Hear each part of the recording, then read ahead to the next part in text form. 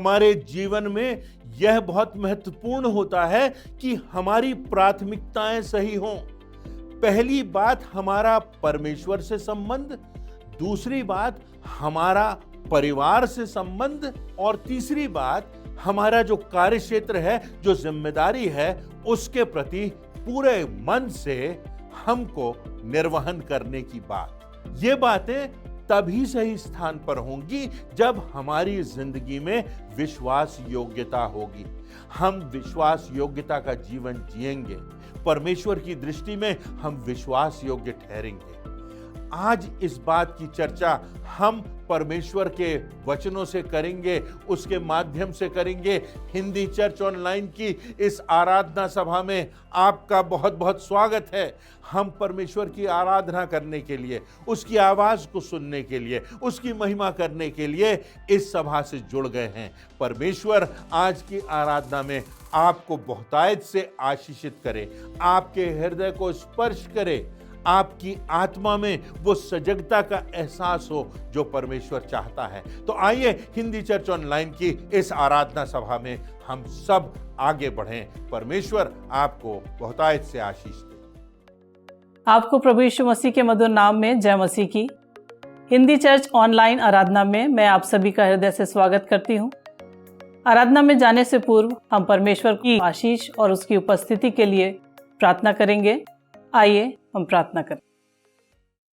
सर्वशक्तिमान, अनुग्रहकारी, दयालु, प्रेमी पिता परमेश्वर, प्रभु यीशु मसीह हमारे उद्धारकर्ता के पवित्र नाम से आपके चरणों के नजदीक आते हैं। पिता, हृदय से धन्यवाद देते हैं जीवन की तमाम आशीषों के लिए, क्योंकि सारी उत्तम आशीषें आप ही की ओर से मिलती हैं। धन्यवाद देते हैं पिता परमेश्वर आपके प्रेम, आपकी दया, आपके अनुग्रह के लिए जो प्रतिभोर हम पर नई होती जाती है। धन्यवाद देते हैं हिंदी चर्च ऑनलाइन के लिए, जिसके माध्यम से न जाने कितने लोग पिता परमेश्वर आत्मिक आशीषों को प्राप्त कर रहे हैं। प्रार्थना करते हैं आज के वक्ता के लिए, जब वो वचन का प्रचार करते हैं, आप अपनी सामर्थ से उनको भर दें कि जो कुछ यहाँ से प्रचार किया जाता है पिता परमेश्वर, वो सारे सुनने वालों के हृदयों पर काम करे, और जो बीज बोया जाता है वो 100 गुना फल लेकर के आए। जब हम ब्यारी में सम्मिलित होते हैं, प्रार्थना करते हैं प्रभु जी कि मन और आत्मा की सच्चाई से उसमें शामिल हों। प्रभु यीशु मसीह की देह को पहचानते हुए हम उसमें शामिल हों, वो हमारे आत्मिक उत्थान का कारण हो सके। प्रार्थना करते हैं अपने देश के लिए। हमारे देश में पिता परमेश्वर आपकी आशीष बनी रहे। हमारे देश के नेताओं के लिए प्रार्थना करते हैं प्रभु जी, उनको आपकी ओर से अच्छा स्वास्थ्य मिले, ज्ञान बुद्धि समझ मिले, कि वो देश का ऐसा संचालन करें कि हमारा देश दिन ब दिन उन्नति करता चला जाए। देश को हर प्रकार की संक्रमण से, महामारी से आप बचा करके रखें। प्रार्थना करते हैं सब बीमारों के लिए, बुजुर्गों के लिए, हर एक को आप नाम बनाम चंगाई दे पिता परमेश्वर। अपने चंगाई के हाथ को बढ़ा करके हर एक को छू लें। एक बार फिर से संपूर्ण आराधना के लिए आपसे प्रार्थना करते हैं। प्रार्थना करते हैं इसके द्वारा से अधिक लोग आत्मिक लाभ उठा सकें, आप बढ़ें और हम घटें। विनती को प्रभु यीशु मसीह के पवित्र नाम से मांगते हैं, आमीन। हे जाति जाति के सब लोगों, यहोवा की स्तुति करो। हे राज्य राज्य के सब लोगों, उसकी प्रशंसा करो, क्योंकि उसकी करुणा हमारे ऊपर प्रबल हुई है और यहोवा की सच्चाई सदा की है। या की स्तुति करो। हमारा परमेश्वर महिमा और स्तुति के योग्य है। बड़े उत्साह के और आदर के साथ हम कुछ गीत और कोरसेस को गा लेंगे।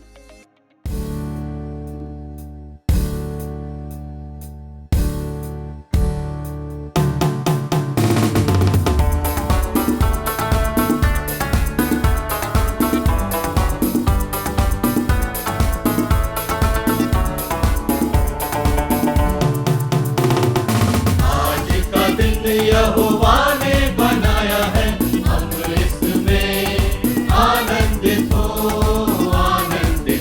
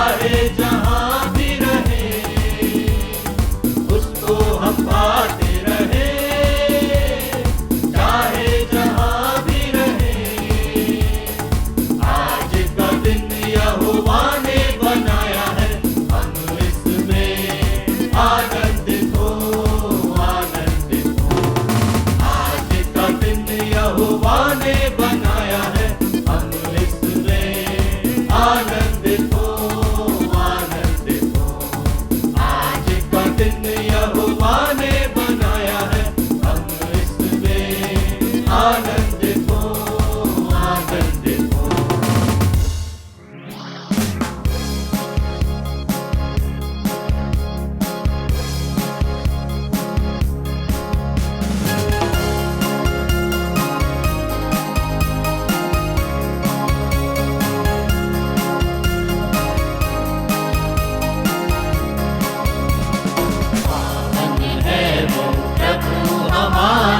उसकी जय जयकार करो, निर्मल का वो फल है न्यारा, उसकी जय जयकार करो।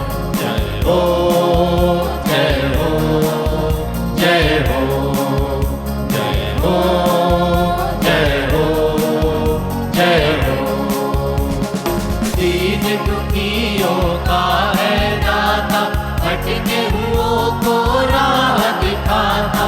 दीन दुखियों का है दाता, भटके हुओं को राह दिखाता।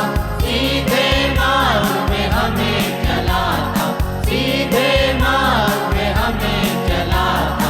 उसकी जय जयकार करो।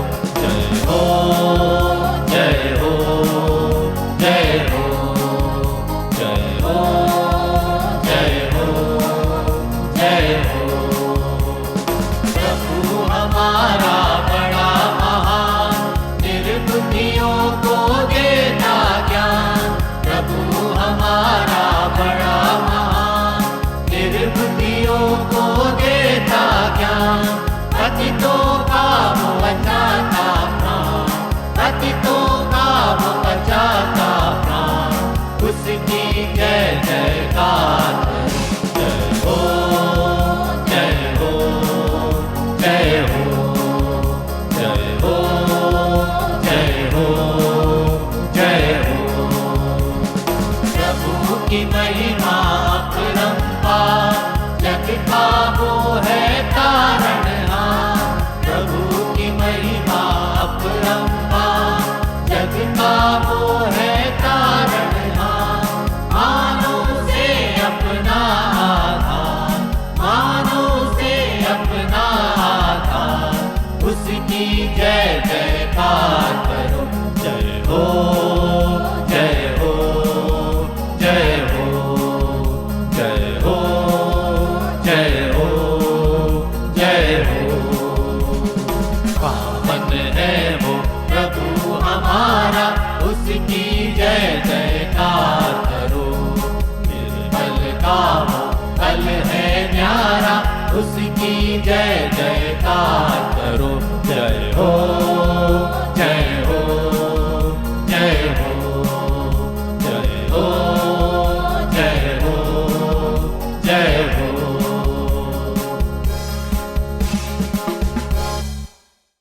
जिंदगी में विश्वास योग्यता एक ऐसा गुण है जो कि बहुत मायने रखता है।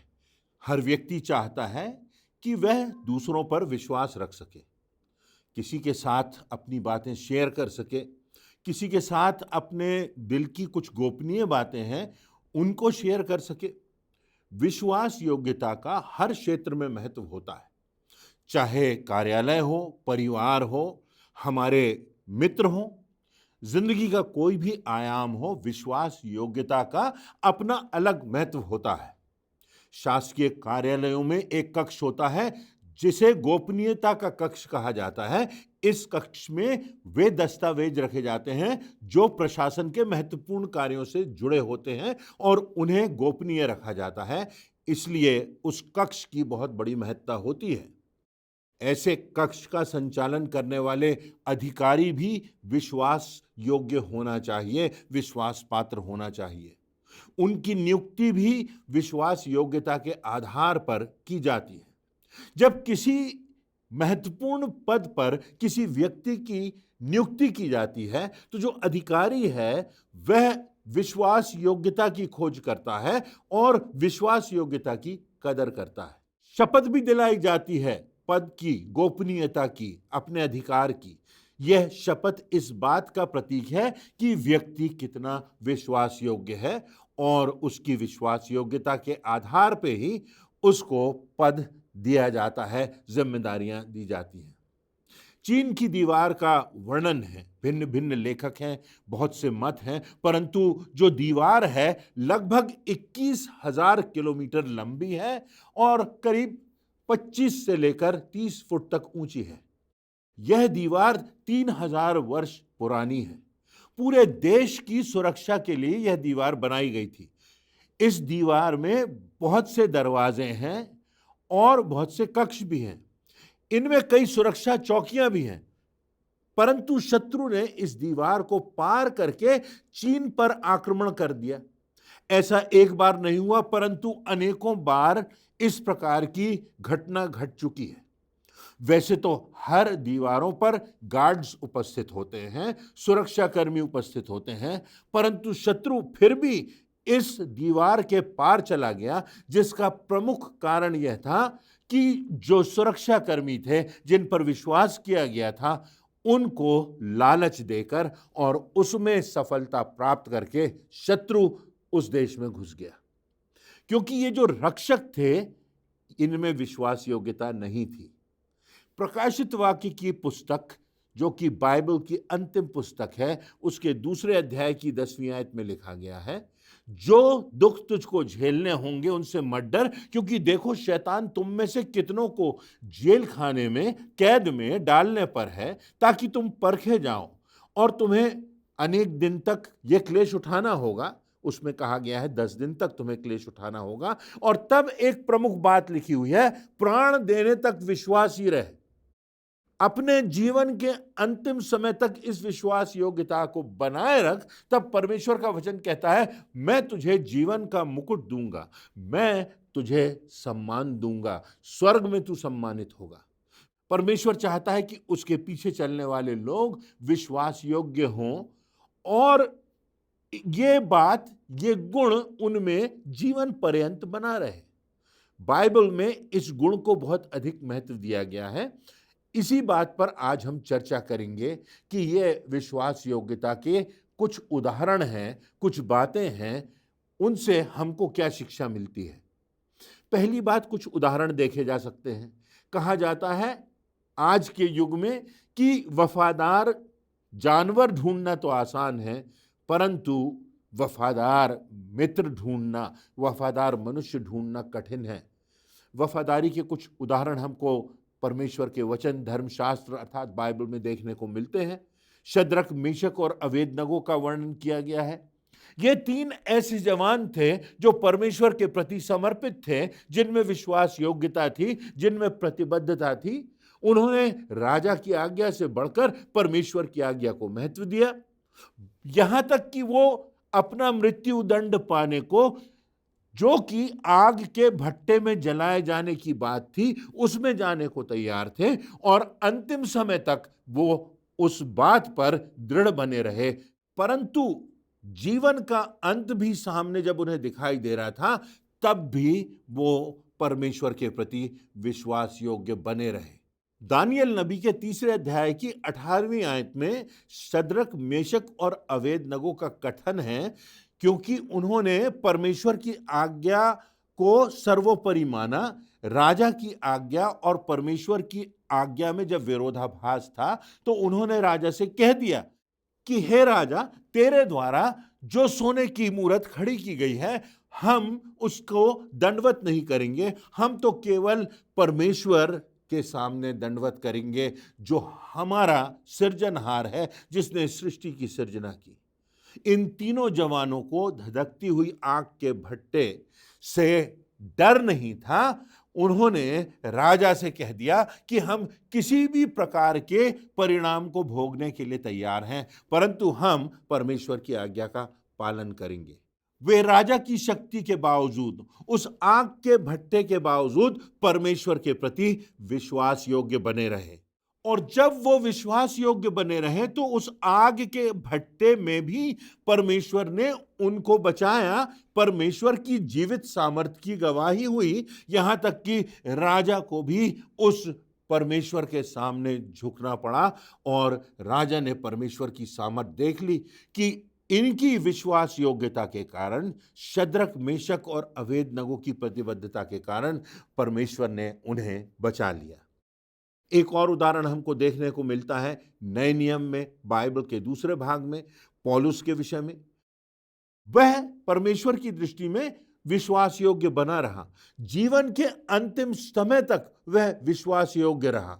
उसको सताया गया, उसको मारा गया, यहां तक कि उस पर पथरवाह किया गया, भीड़ ने घेर कर उस पर पत्थर फेंके, उसे कोड़ों से मारा गया, उसको कैद खाने में डाल दिया गया।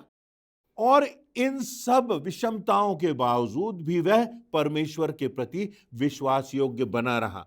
फिलिप्पियों के पहले अध्याय की 20वीं आयत में यही पौलुस प्रेरित लिखता है, मैं तो यही हार्दिक लालसा और आशा रखता हूं कि मैं किसी बात में लज्जित ना हूं, पर जैसे मेरे प्रबल साहस के कारण मसीह की बड़ाई मेरी देह के द्वारा सदा होती रही है, वैसे ही अब भी हो, चाहे मैं जीवित रहूं या मर जाऊं। पौलुस ने अपने पूरे जीवन काल में हम सबों के लिए विश्वास योग्यता का एक उत्कृष्ट उदाहरण रखा है, जो आज भी लोगों के जीवन को प्रेरणा देता है, जो आज भी लोगों के जीवन को और उनके हृदय को परिवर्तित करता है। यह विश्वास योग्यता की जो बात है, यह बहुत प्रमुख है हर एक के जीवन में, हर एक संबंध में। यहां तक कि हमारा जो परमेश्वर के साथ संबंध है, हमारा जो मनुष्यों के साथ संबंध है, हमारा जो अपने अधिकारियों के साथ संबंध है, हर एक बात में हमें विश्वास योग्य बने रहना है। यूहन्ना रचित सुसमाचार उसके 4 अध्याय की 34वीं आयत में लिखा हुआ है, मेरा भोजन यह है, यहां प्रभु यीशु मसीह का कथन है कि मेरी लालसा यह है कि अपने भेजने वाले अर्थात परमेश्वर की इच्छा के अनुसार मैं चलूं और उसके कार्य को, उसकी योजना को पूरा करूं।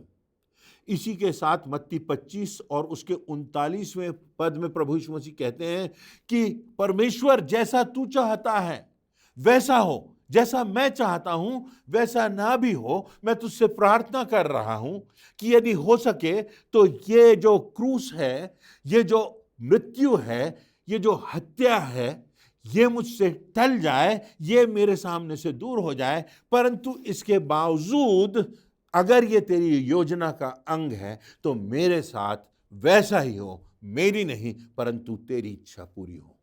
प्रभु यीशु मसीह ने अपने जीवन में परमेश्वर के साथ वो मजबूती का, दृढ़ता का गहरा संबंध बना करके रखा और वह अपने पिता के प्रति विश्वास योग्य रहा, यहां तक कि उसने क्रूस की मृत्यु भी सह ली। और तब उसकी विश्वास योग्यता के कारण परमेश्वर ने उसको मृत्यु पर जयवंत किया और वो राजाओं का राजा और प्रभुओं का प्रभु ठहरा है हम सबों के लिए, सारे संसार के लिए।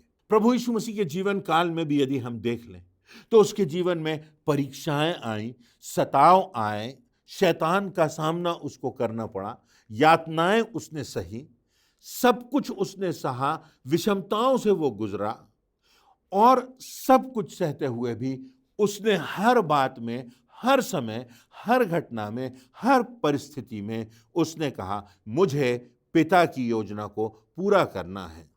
प्रभु यीशु मसीह ने अपने जीवन में चाहे कोई राजा की शक्ति हो, चाहे भीड़ की शक्ति हो, चाहे धार्मिक अगुओं का दबाव हो, किसी भी प्रकार के दबाव में आकर वह पिता की योजना से कहीं भी डाइवर्टेड, कहीं भी विमुख नहीं हुआ और उसने कहा मुझे तो चलते जाना है, मैं चलता जाऊंगा यहां तक कि मृत्यु भी मुझे रोक ना पाएगी और मैं मृत्यु पर विजय प्राप्त करूंगा और तीसरे दिन मैं पुनर्जीवित होऊंगा। और आज भी प्रभु यीशु मसीह जीवित है, परमेश्वर के सिंहासन पर उसकी दाहिनी ओर विराजमान है। प्रभु यीशु मसीह ने अपने शिष्यों को विश्वास योग्यता का पाठ पढ़ाया, उसने विश्वास योग्यता का जीवन जीकर दिखाया। परंतु जो आज मेरे और आपके लिए शिक्षा है वो ये कि यदि हम आज परमेश्वर के मार्ग से विमुख हो गए हों, यदि हमने अपनी जिंदगी में परमेश्वर को नकार दिया हो, ठुकरा दिया हो, उसकी आज्ञाओं को तोड़ा हो, फिर भी प्रभु यीशु मसीह हमको एक अवसर देता है। परमेश्वर हमको एक अवसर देता है कि हम पश्चाताप करें, अपने पापों को अंगीकार करें और उसके बाद उसके रास्ते पर चलने लगे। वो आज भी हमको बुला रहा है, वो आज भी हमको अवसर दे रहा है, क्षमा के द्वारा, हमारे पापों की क्षमा के द्वारा, अतीत में किए गए हमारे पापों को वो संपूर्णता से क्षमा करने के लिए तैयार है, आज हमको बुला रहा है। फिर यदि हम प्रभु यीशु मसीह की जीवनी में देखें तो हमको उदाहरण मिलता है पतरस का। पतरस जो उसका प्रिय शिष्य था, पतरस जिसने महान कार्य किए, पतरस जिसने प्रभु यीशु मसीह की गवाही दी, यहां तक कि जब पतरस ने प्रभु यीशु मसीह के पुनरुत्थान को देखा और पुनरुत्थित प्रभु यीशु मसीह को देखा तो फिर वो दृढ़ता से आगे बढ़ता गया। पर जब पतरस ने प्रभु यीशु मसीह का इनकार कर दिया, वो परमेश्वर के रास्ते से हट गया, उसके बाद भी प्रभु यीशु मसीह ने पतरस को अवसर दिया। प्रभु यीशु मसीह ने बहुत से लोगों को, जिनका उदाहरण आज भी बाइबल में पाया जाता है, अवसर दिया, जो अंधकार में भटक रहे थे, जो पापों में डूब गए थे, जो परमेश्वर के रास्ते से जो दूसरी ओर मुड़ गए थे, जो पाप के रास्ते पर चले गए थे, उनको अवसर दिया प्रभु यीशु मसीह ने कि वो आए, और प्रभु यीशु मसीह ने उनको क्षमा किया और तब उनके जीवन में उद्धार आया। ऐसे अनेक लोगों का वर्णन हमको परमेश्वर के वचन में मिलता है। विश्वास योग्यता से संबंधित और भी बातें वचन में लिखी हुई हैं। एक और बात जो लिखी हुई है वो ये कि हमको अपने राष्ट्र के प्रति, अपने संविधान के प्रति, अपने अधिकारियों के प्रति विश्वास योग्य बनना है। आज इस देश को ऐसे नागरिकों की आवश्यकता है जिनके हृदय में देश के प्रति प्रेम हो, समर्पण हो, जो संविधान का सम्मान करते हो। आज ऐसे अगुओं की आवश्यकता है, ऐसे अधिकारियों की आवश्यकता है जो संविधान के प्रति प्रतिबद्ध हों और देश को सही दिशा में ले जाएं। आज विश्वास योग्यता का पाठ हर एक के लिए बहुत प्रमुख है। परमेश्वर के वचन में इस बात का आदेश दिया है कि हम अपने अधिकारियों के प्रति, अपने देश के प्रति, अपने संविधान के प्रति हम विश्वास योग्य ठहरें। इसी विश्वास योग्यता के आधार पर हम और हमारा देश विकास कर सकेगा, आगे बढ़ सकेगा। हमको परिवार के प्रति भी विश्वास योग्य रहना है। हम अपने संबंधों में अपने पति के प्रति, अपनी पत्नी के प्रति, अपने माता पिता के प्रति, अपने बच्चों के प्रति क्या विश्वास योग्य है? यह बात बहुत प्रमुख होती है, क्योंकि जब ये विश्वास योग्यता बनी रहती है, हमारे संबंध मजबूत रहते हैं, हमारा प्रेम दृढ़ रहता है। आज हमें इस बात का ध्यान रखना है कि विश्वास योग्यता हमारे देश के लिए, हमारे समाज के लिए, हमारे परिवार के लिए, हमारे जिस समाज के बीच में, जिन लोगों के बीच में हम रहते हैं, जो हमें जानते हैं, जहां हम कार्य करते हैं, उस विश्वास योग्यता की गवाही हमारे जीवन से हो। तो आज हमने इस बात पर गौर किया कि हमें अपने देश के प्रति, अपने संविधान के प्रति, अपने परिवार के प्रति विश्वास योग्य रहना है। उसके साथ साथ जो जिम्मेदारियां और जो कार्य हमको दिए गए हैं, उनके प्रति भी विश्वास योग्यता आवश्यक है। आज इस प्रकार की मानसिकता विकसित होती जाती है कि व्यक्ति अपने कार्य क्षेत्र में जाता है, अपने कार्य को औपचारिकता के नाते पूरा करता है, अपनी उपस्थिति दर्ज कराता है और फिर सोचता है कि हमने अपना काम कर लिया, हमारा कार्य तो बहुत सरल है, हमारा कार्य तो बहुत अच्छा है, हमको बहुत परिश्रम नहीं करना पड़ता। परंतु परमेश्वर के वचन में प्रभु यीशु मसीह ने जो शिक्षा दी है वो यह दी है कि जो हमसे अपेक्षा की गई है उससे हमें ज्यादा करना है, हमको परिश्रम करना है। हमसे जो अपेक्षा की गई है अगर हमने उतना ही किया तो वचन में लिखा है तो हम निकम्मे दास ठहरे। हमको विश्वास योग्यता से अपनी जिम्मेदारियों में जो कुछ हमसे अपेक्षा की गई है उससे अधिक करना है। क्षमा हमको अपने जीवन में दूसरों को करना है, हमको प्रेम अपने दुश्मनों से रखना है, हमको इस समाज में एक ज्योति के समान बनना है। इस देश में आज हमको एक जलती हुई मशाल के समय जिसमें प्रभु यीशु मसीह के प्रेम का, उसकी क्षमा का, उसके उद्धार का प्रकाशन हो, जिंदगी को बनाना है। जीवन में बहुत सी छोटी छोटी बातें होती हैं जिनमें विश्वास योग्यता की बात होती है। क्या हमको जो कुछ मिलता है, जो हमारे स्रोत है, जो धन हमारे पास है, क्या हम सही तरीके से उसको अर्जित करते हैं? उस धन को हम किस दिशा में लगाते हैं? उस धन से कहीं हम ऐसा तो नहीं कर रहे कि हम अनैतिकता की ओर बढ़ रहे हों, हम अपनी शारीरिक लालसाओं को परमेश्वर के वचनों से अधिक प्रमुख जानने लगे हों। और जब हम अपनी भावनाओं में बहते हैं और हम अपने कन्विक्शंस के प्रति, परमेश्वर के द्वारा मूल्यों के प्रति हम समर्पित नहीं होते, तो हमारी विश्वास योग्यता भी टूटती है और परमेश्वर की दृष्टि में यह बात अनुचित होती है। बार बार परमेश्वर के वचन में जो वफादारी की बात है उसको सराहा गया है। लिखा है कि ना सिर्फ इस संसार में परंतु इसके बाद हमको इसका प्रतिफल मिलेगा। मत्ती रचित सुसमाचार के 25वें अध्याय की 21वीं आयत में लिखा हुआ है कि एक स्वामी ने अपने विश्वास योग्य दास से कहा, धन्य है अच्छे और विश्वास योग्य दास, तू थोड़े में विश्वास योग्य रहा, मैं तुझे बहुत वस्तुओं का अधिकारी बनाऊंगा, अपने स्वामी के आनंद में सहभागी हो जा। इस दृष्टांत में उस दास के कार्यों को, उसकी वफादारी को सराहा गया है। और जो बात कही गई है वो ये कि ना सिर्फ इस संसार में इस बात का सम्मान होता है, परमेश्वर की दृष्टि में हम आशीषित होते हैं, परंतु इस संसार के बाद भी हमको अपनी विश्वास योग्यता के कारण परमेश्वर की ओर से पारितोषिक मिलता है। हमें अपने कार्यों का लेखा परमेश्वर को देना है।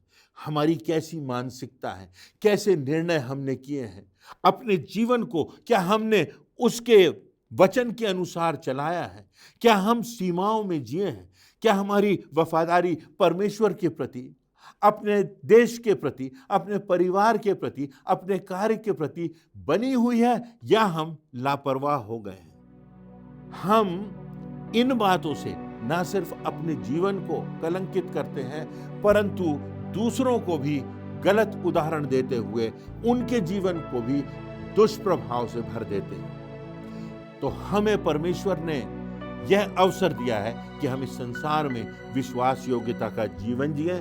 हमें वह इस संसार में आशीषित करेगा और इस संसार के पार स्वर्ग के राज्य में हमको वो मुकुट देगा, वो क्राउन देगा जो उसने अपने विश्वासियों के लिए रखा हुआ है। तो आज हमारे सामने यही प्रश्न है कि हम परमेश्वर के प्रति, अपने परिवार के प्रति, अपने कार्य के प्रति, अपने देश के प्रति वफादार रहें, विश्वास योग्य रहें। सब बातों से बढ़कर परमेश्वर के प्रति हमें विश्वास योग्य रहना है, क्योंकि वही परमेश्वर जिसने हमें जिंदगी दी है एक दिन हमारा न्याय करेगा। और तब क्या हम उसकी दृष्टि में विश्वास योग्य दास ठहरेंगे या हमारा जीवन उसकी दृष्टि में कलुषित होगा और हम अनंत दंड को प्राप्त करेंगे। तो आइए आज परमेश्वर के वचनों के प्रकाश में हम देख लें कि हमारा हृदय कहाँ है, हमारी मानसिकता कहाँ है। क्या हम अपने जीवन में उस विश्वास योग्यता को देखते हैं कि नहीं, जिसको परमेश्वर इस संसार में और इस जीवन के पार भी आशीषित करेगा। इन वचनों से परमेश्वर हमको प्रेरणा दे, आशीषित करे और हमारा जीवन दूसरों के लिए आशीष का कारण बने, ऐसी मेरी प्रार्थना है। आज के आशीषित एवं प्रेरणादायक वचन के लिए हम परमेश्वर पिता एवं प्रभु के सेवक को धन्यवाद देते हैं। परमेश्वर का अनुग्रह उनके ऊपर बना रहे और आज का ये वचन हमारे पाँव के लिए दीपक और मार्ग के लिए उजियाला ठहरे। हम न केवल इन वचनों को सुनने वाले बल्कि इन वचनों पर चलने वाले बने। अब समय है कि हम प्रभु की ब्यारी में शामिल हों। हम परमेश्वर के महानतम बलिदान, उसके पुत्र प्रभु यीशु मसीह को स्मरण करेंगे। प्रभु भोज में शामिल होने से पहले हम अपने मनों को तैयार करेंगे इस गीत के द्वारा।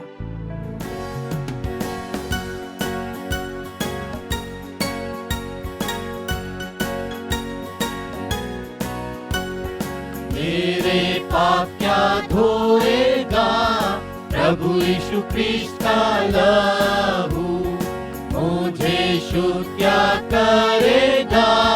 प्रभु यीशु क्रिस्ट का लहू ओ कैसा सोता है, ओ उसके रक्त की जय, ना दूसरा है उपाय। प्रभु यीशु क्रिस्ट का लहू क्या दे सकता निर्मलता। प्रभु यीशु क्रिस्ट का लहू कारण क्या है क्षमा का। प्रभु यीशु क्रिस्ट का लहू ओ कैसा सोता है, ओ उसके रक्त की जय, ना दूसरा है उपाय। प्रभु यीशु क्रिस्ट का लहू यही मेरी पूरी आस। प्रभु यीशु क्रिस्ट का लहू यही धर्म है मेरे पास। प्रभु यीशु क्रिस्ट का लहू ओ कैसा सोता है, ओ उसके रक्त की जय, ना दूसरा है उपाय। प्रभु यीशु क्रिस्ट का लहू। आइए हम प्रभु की ब्यारी में शामिल हों।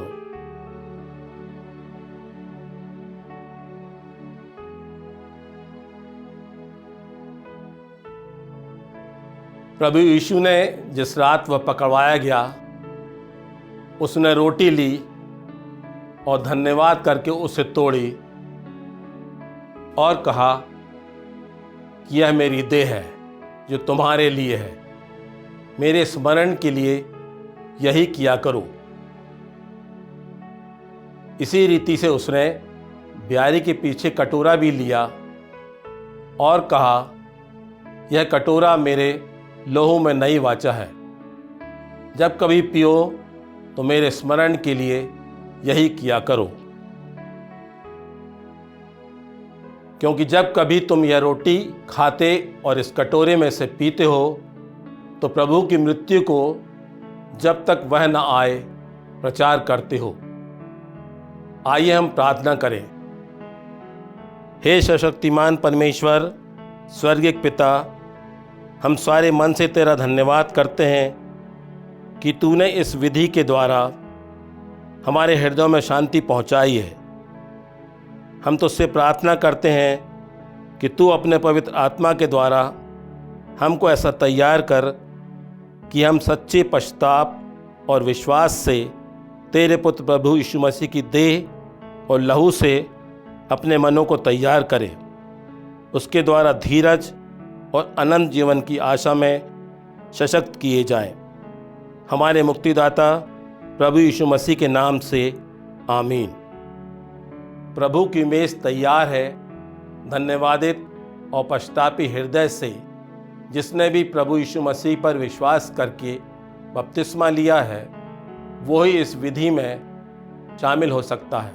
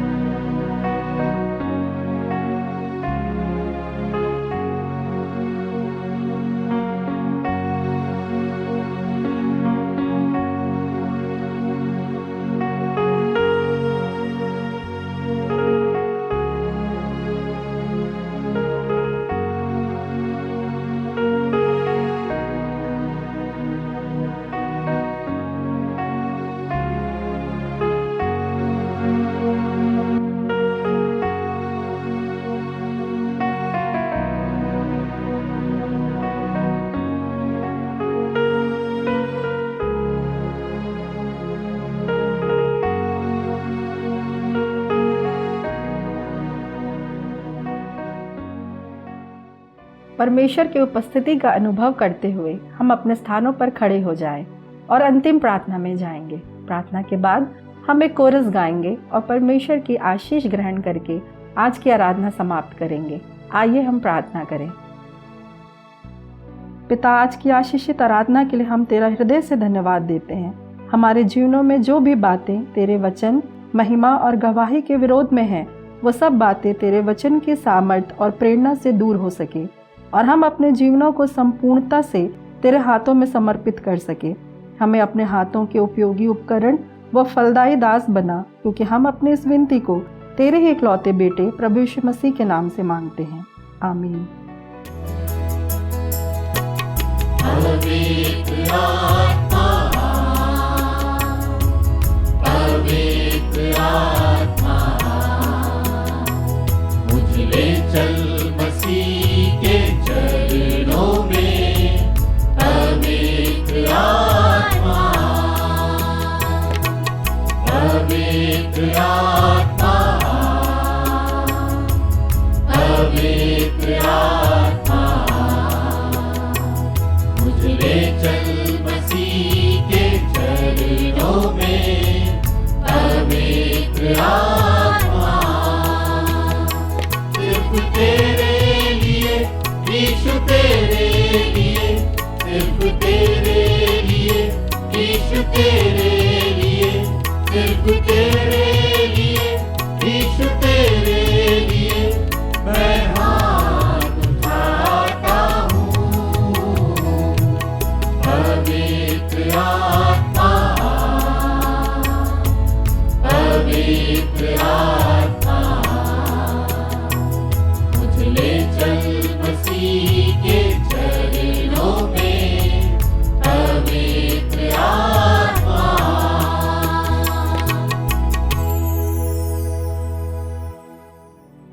आइए हम परमेश्वर की आशीष विश्वासी हृदय के साथ ग्रहण करें।